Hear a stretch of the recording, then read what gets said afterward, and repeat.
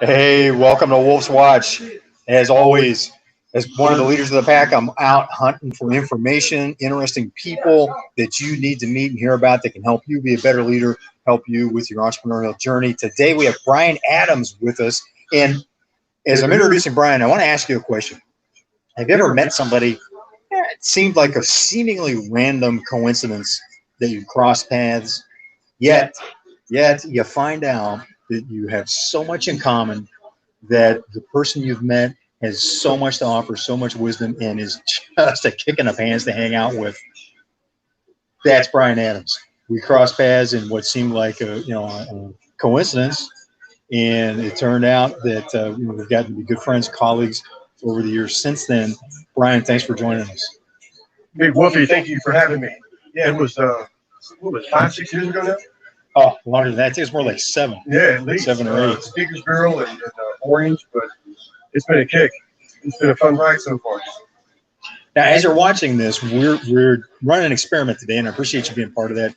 This is the first time that we have done a live stream with StreamYard, where we're both on our cell phones. We're co-located. We just finished a great lunch, a brunch meeting, and catching up. Here's Bryan sitting across from me over here, if you can see that.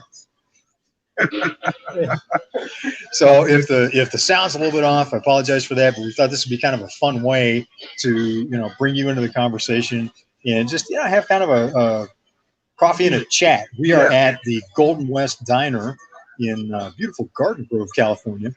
Today is another one of those Southern California days designed to tick off the rest of the country, and sunny, reasonably warm. It's like mid-60s, 70s. 68 or something like that. We're across the street from the Indian motorcycle dealership. And Bryan happens to be on his Indian motorcycle. I'm going to take Wolfie across the street and get him off that Harley going to an Indian. We've been talking about riding together for a long time, and I was so disappointed. My bike's in the shop for service right now, so I couldn't ride. It is fun just because we've done a lot of the same rides, just not together. But it's fun to talk about each other's experiences as they've done them. Yes, very much so.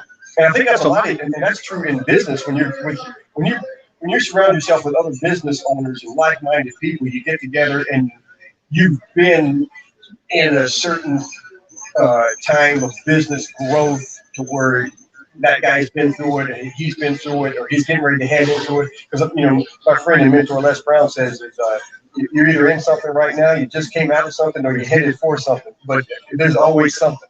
So it's great to have those stories, and that's why you want to surround yourself with podcasts and live videos like this. Mm-hmm. Absolutely, and it's so important. It's like we always tell our kids, be careful who you hang out with. But as adults, it's not like that changes, right? No, I think it's probably more important.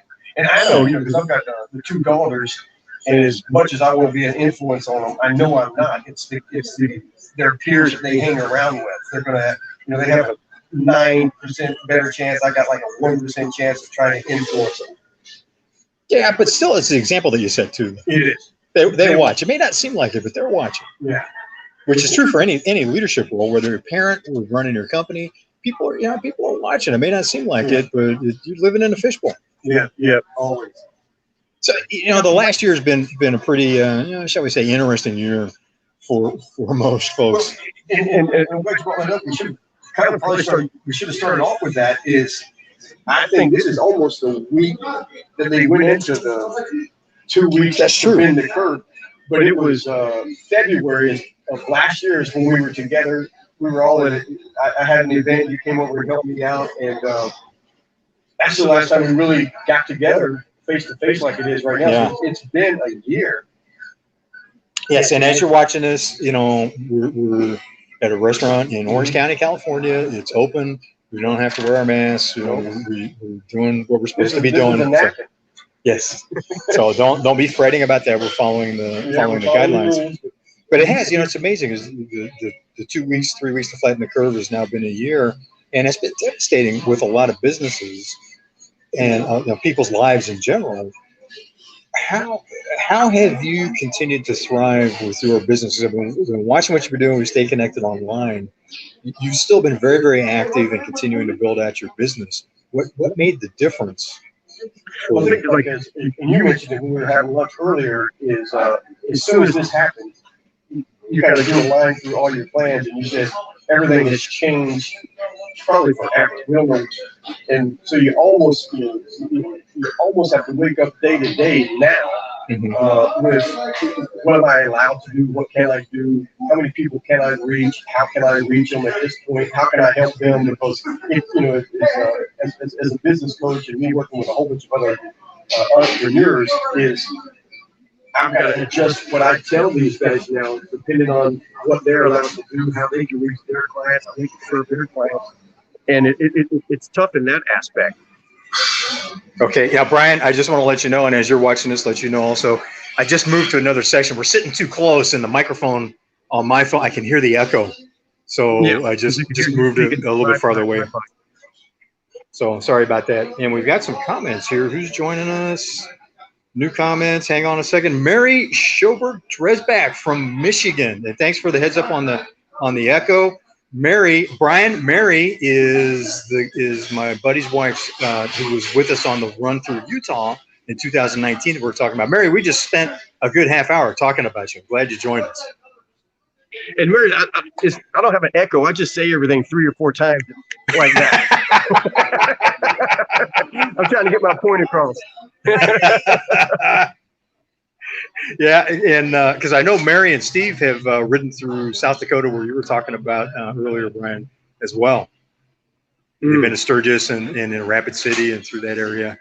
So it's just amazing how this is such a, the world is such a tiny blue marble at times, as my brother Rock likes to say, because we have such common experiences and end up, knowing, either having been in the same places at different times or knowing some of the same people and go, oh yeah, I didn't realize you were connected to that person also. Yeah. Something else I wanted to ask about. I got to jump around a lot, which I tend to do. And you've been involved in martial arts for a long time, Bryan, and you're a you're a black belt and you're disciplined. Has that experience in martial arts helped you through the last year, the chaos of the last year as well? I would say yes, but I tell everyone is everything that I have, everything that I am, I really owe to martial arts because it changed who I was mentally as a person. And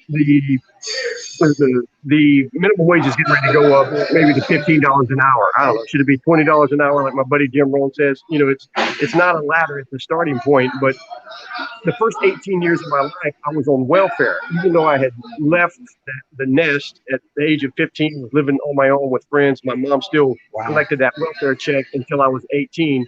And from 18 to 22, 23, I worked for minimum wage. Nothing in my life changed until I changed mentally and decided that I wanted more out of life. And most of that, the majority of that is because of the way I felt about myself because of martial arts. It made me just built my self-esteem. It let me know that I could do more than I was born. It let me know that I could reach for more. And that's what I try to help people do now. No matter where you're at, no matter where you came from, it's like, man, what's the next step? What's the next step? And you always want to get to that next level. You don't want to be stuck. You can be a white belt for 6 months, and after a month, you're the best white belt in the school because all the other white belts have graduated and they went on to the next belt level. But you want to stay where you're at because you're the best one at that level. And that's not how you grow in life. That's not how you grow in business. It's, what do I got to do to hire 2 more guys or 2 more people, 3 more guys, 3 more people? What do I got to do to get that next level? What do I got to do to take this company from 500 to a million? What do I got to do to go from 1 million to 2 million? And it ain't going to be easy because if it was easy, everybody would be doing it. But and I tell my guys all the time, the formula is 6 steps forward, 4 steps back, 6 steps forward, 4 steps back. And as long as you know that going in, as long as you know it's going to be a battle, as long as you know it's going to be a fight. You're not disappointed when someone tells you, oh man, we got this worked out, we got the formula, man, we know how it's like, no, run. No, they don't, because everything is always changing. And this whole last year has showed us that in a dramatic fashion. It's to where you get up and it's not changing daily or weekly. It's changing by the hour, of Yeah. what your rules and regulations. So you need to know it's always going to be a fight, but you need to prepare yourself for it. And I'll say this too, Jeff, is it's a fight, and to where, but if you don't have goals and if you don't know where you want to go, then you woke up and lost already. You've got to set those plans.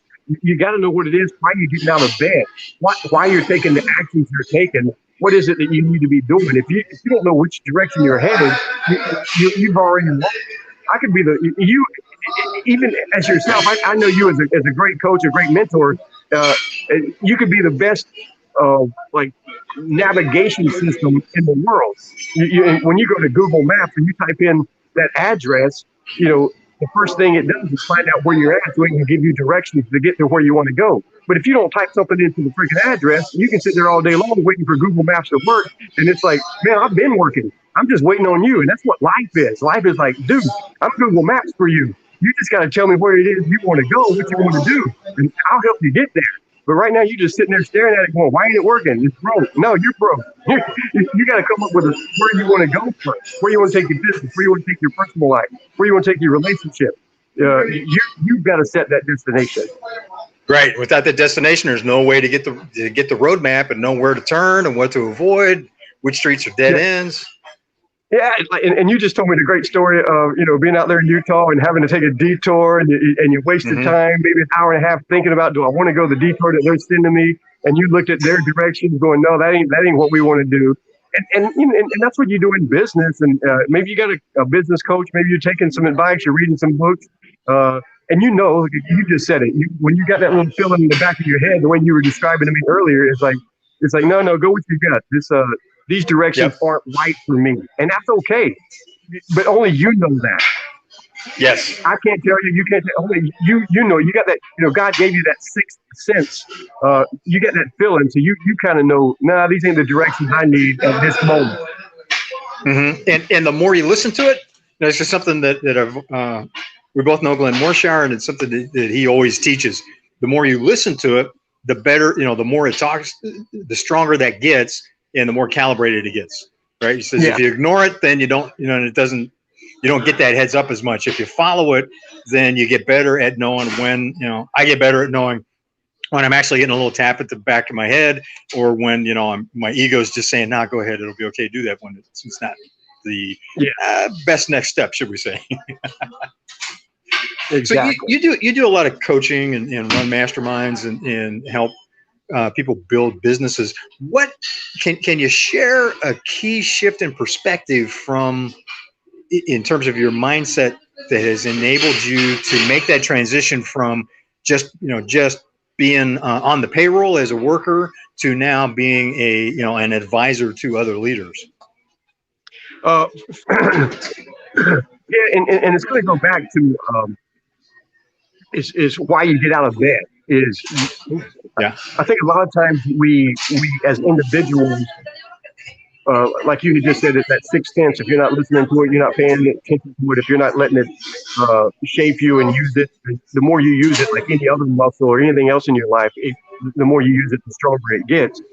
But we've stifled ourselves because we've had all these dreams and as kids growing up, man, I want this kind of job. I'm going to drive this kind of car. I'm going to live in this kind of house. Nobody picked a Hyundai. It's like, hey man, what you can drive when you grow up? I want a Hyundai. It's like, no, man, everybody wants the Porsche or the car. So we get to where we settle. And my friend and mentor Jim Wall says, comfort kills. Don't ever let yourself get comfortable. Always know that you can do more than you're doing. Always strive to have more than you have. And it doesn't mean that you're not grateful for what you have. It just means that where you're at is not where you're going to be next year, because you want to be a little bit further along. You got to want more out of life, because there's such an abundance in the way God's made the universe. I mean, you plant 2 or 3 seeds of corn, you don't get 2 or 3 seeds of corn back. You get this stalk with ears of corn. It's like more than you could ever, use. And that's how life is.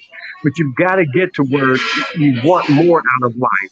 And I believe everybody does, but they're almost afraid to admit that they want it because they don't want to be disappointed, or they don't want people pointing fingers at them, or, oh, you failed. And it's like, you got to shoot for it. I mean, failing, you got to fail your way to the top, but you've got to have a reason to get out of bed. You've got to set those next steps, those next levels, those next goals. Without those, and for me, it was the family. When I knew I couldn't make enough money working for the gentleman to provide the kind of life that I wanted to provide for my girls and my wife. I knew I didn't want to be on welfare. I grew up on welfare, so I knew I wanted more than that. So that was easy. Got a job, worked my ass off. So I was good enough to always have a job, but that wasn't enough for my wife and kids. So I had that next thing I wanted to shoot for. So I knew in order to make the amount of money I wanted to make to provide the life for them, I had to have my own business. So that was the next goal. And you know, I didn't have a clue about business or any of that. You got to go through that learning curve and never stop and never give up. And that's when I work with guys now. It's like, well, what is it that you want? You know, how many hours do you want to work? How much money do you want to make? What do you want to do? And when you hear those kind of questions, it's like, well, you can only work this. It's like, no, but we can do whatever it is you want. You can make enough money. You can work 2 hours, 3 hours a day, but maybe you've got 100 guys that are working 8 hours a day, and you're getting a small portion of what they do. Because the entire thing is, how many people can you serve during a day? You know, like Zig Ziglar says, yeah, you can have anything in life you want as long as you help enough other people get what they want. So the whole thing is how can you wake up and how many people can you serve today? And the more people that you serve during the day, it's going to come back to you. Hopefully money comes back to you in other ways, but as a business owner, it's going to be profit. But that only happens is by serving other people. However you serve them, whatever industry you're in. Well, and one of the ways that you serve people is through your public speaking. You know, as a professional speaker, how did you get started? That's how we met, was through the Orange County Speakers Bureau. How did you get started as a professional speaker? Yeah, because I'm not a good speaker. I mean, I got this country hick accent. The only reason I'm with my wife is because for the first 5 years, she couldn't understand anything I was saying. If she understood half the stuff I was saying, she would have left me the first week together. But I tell you, we sit here earlier, and I told you a friend of mine left California, moved to Texas 5-6 years ago, gained a lot of weight. When the lockdown happened this last year, instead of sitting at home pissed off, he got out of the house. He had gained 50, 60 pounds. And he started walking, 3 miles. I mean, he just got faster and faster. Now he's up to running 4 miles. But that same gentleman, I used to buy supplies for him. My company had grown, and I bought a lot of different supplies from different vendors. And he was one of my favorite vendors. And I was on a boat heading to Catalina with another friend to spend the weekend, and I was still had my cell phone was working. I was on the phone to him, and we were talking about all these different Jim Rohn and Zig Ziglar events I used to go to. I said, man, when I retire, I'm gonna do some events like that, and like Zig Ziglar. And he said, what are you gonna do? Tell people to retire and live their dream? And I was like, oh shit, that don't sound right. I said, he goes, I've got a sales meeting coming up in 2 weeks. Why don't you come over here and tell those guys, what you teach them at the martial arts studio? And I was like, what, how to beat people up and get more sales? He goes, come on, man, you know what to tell them. And I was like, all right, I'll do it. And so I spent the next 2 weeks, planning out what I was going to tell these guys. I didn't have a clue anything about freaking speaking or any of that stuff, but I went and did whatever I thought was my first speaking engagement, and it was like crack cocaine. I fell in love. I was addicted. I loved it. And I went back to my old cassette tapes. I used to listen to Les Brown, and he had mentioned an organization that he had went to years ago when he got into public speaking. So I was on my cassette tape, fast forward, and trying to find this organization he was talking about, and it come out to be Toastmasters. And I was like, okay. So I called the wife up, and I said, see if these people even exist anymore. Les is old. They probably not even around. And so she called me back like 10 minutes later. She goes, they're everywhere.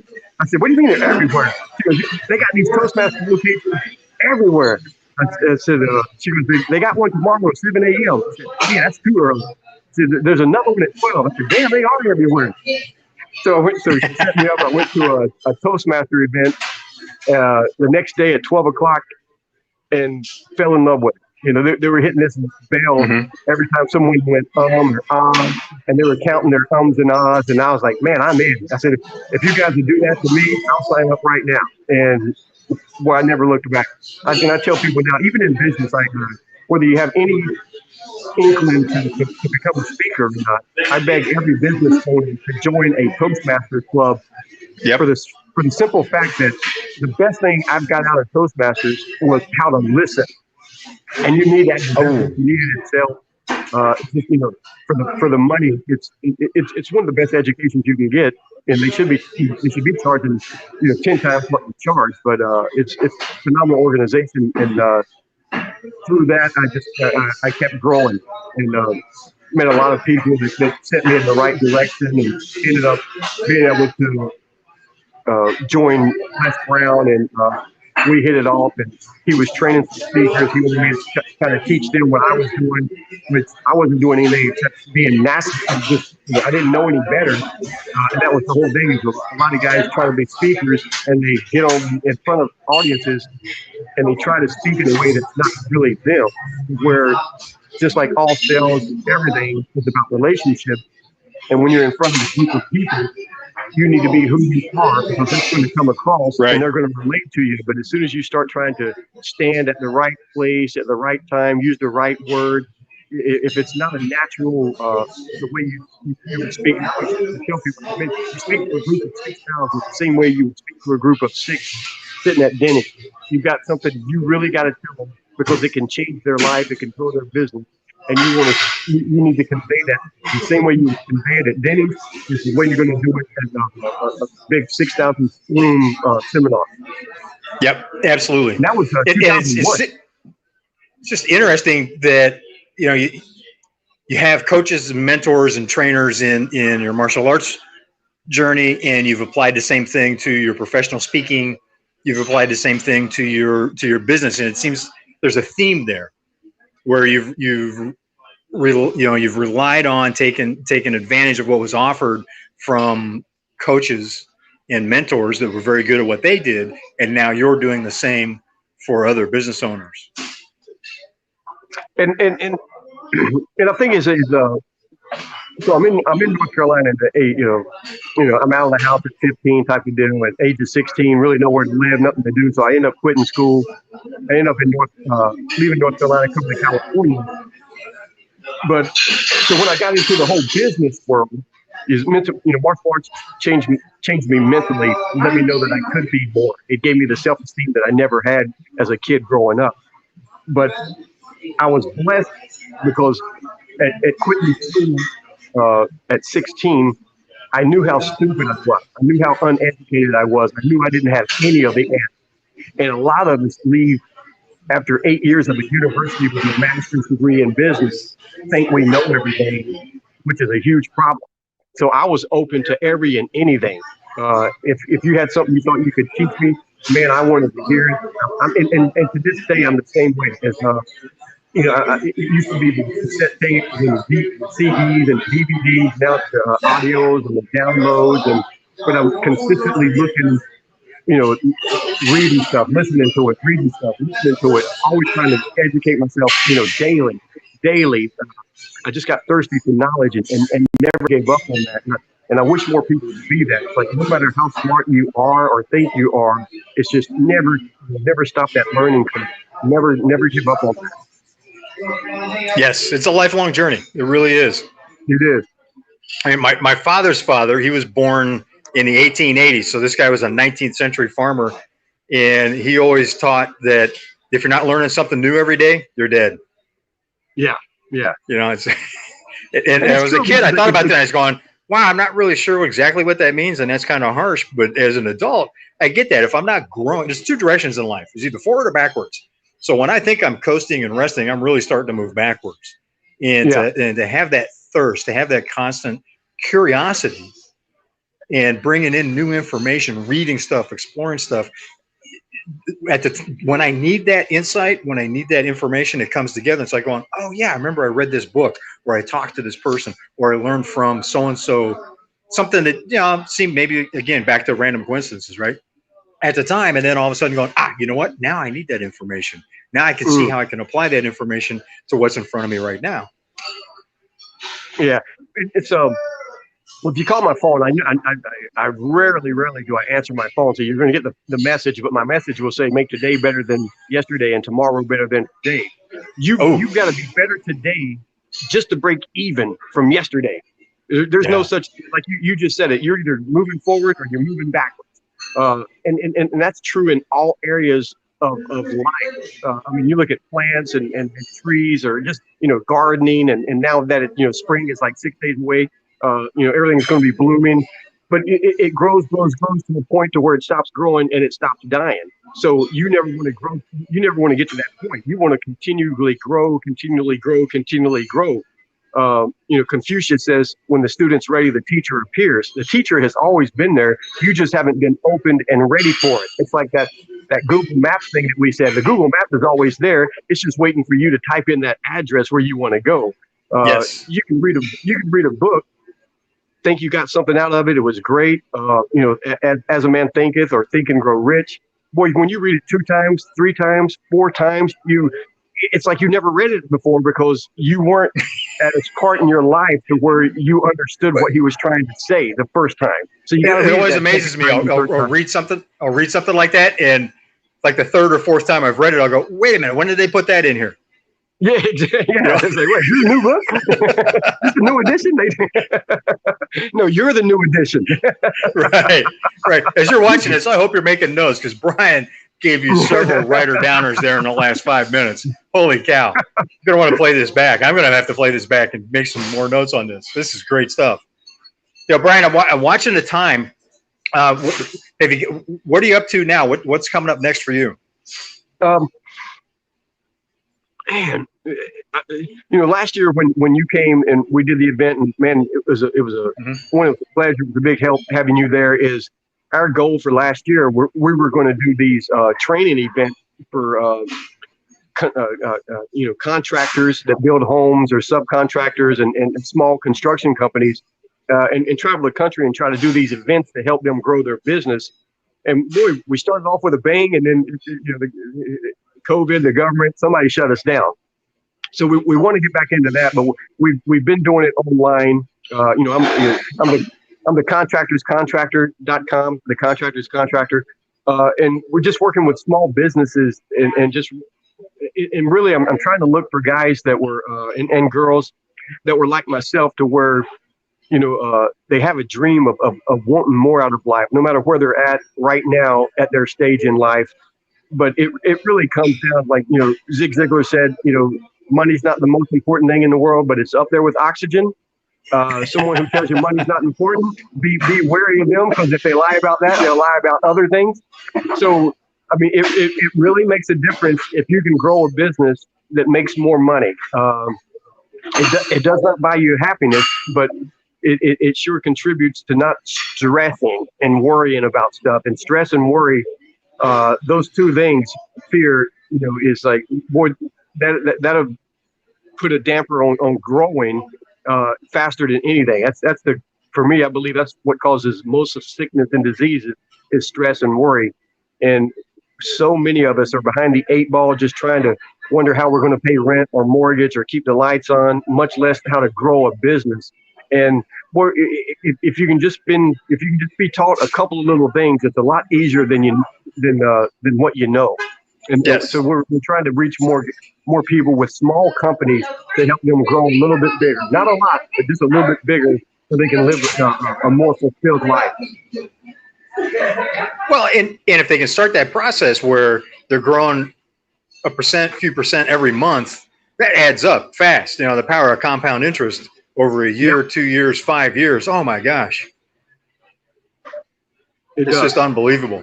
Well, Bryan, we're at bottom of the hour, and I promised we'd keep this to about 30 minutes. So as you're watching this, you want to go to contractorscontractor.com. That's contractorscontractor.com. Bryan has been doing great work for years with contractors, companies in the construction industry, and other small businesses, with helping them gain the insights, the mindset needed to be able to consistently grow their businesses through any kind of environment, even through this, 2020 was a year that, as you're watching this, tell me if you can relate. Felt like stuff was raining down on you all year long, and it smelled bad. 2021 starting out pretty hectic too. However, there's a way through it. And people like Bryan are the people you need to surround yourself with in order to find that path through it and continue to prosper so that you can help other people as well. There's a lot of people that depend on you as a leader, and Bryan has been, is a highly valued friend and colleague of mine that really helps, has had a big impact on me, and also the other people he works with. He really helps them keep moving forward in business and in life. And man, that is just a golden way to be of service, my friend. Thank you, sir. Thank you. Thank you for having me. So go to contractorscontractor.com. Again, contractorscontractor.com to stay connected with Bryan. And Bryan, thanks for joining us today. It's great to be able to catch up. And as you're watching this, we're doing here, but we're kind of in the same room, but not. But it's great to be together again. It is. I mean, it is. We humans are a herd. We need to be with each other. Yes, this is true. And if you can see this logo, I'm trying to move so you can see the logo in the background here. We're talking with you today live from Golden West Diner here in Garden Grove, California. So if you're anywhere near Orange County, California, you want to stop by Golden West Diner, tell them hi, tell them that Bryan and Jeff sent you, and enjoy the food. It's great food, great service, convenient location to be able to drop in. They're close to the major routes and freeways. And we appreciate them letting us hang out here and have a good meal, have a few laughs with the staff, and do a live broadcast today. Bryan, it's good seeing you. As you're watching this, thanks for joining us. This is live. This is 21st Century TV. We're live. Mary, thank you so much for your comments and your feedback. We've been having a running text chat going here. And you know what? Stay tuned. We'll see you again next time, and we'll be chatting with you on the road.